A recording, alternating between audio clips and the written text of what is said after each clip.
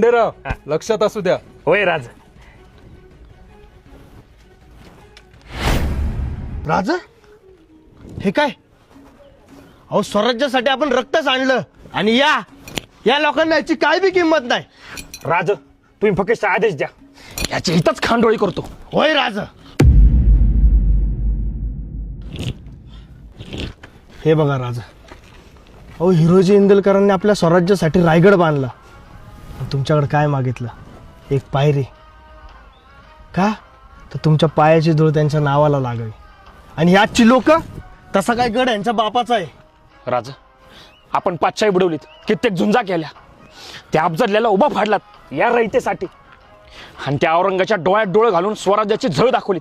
ते हे असते लोकांसाठी. सर्जेराव, खंडेराव शांत व्हा.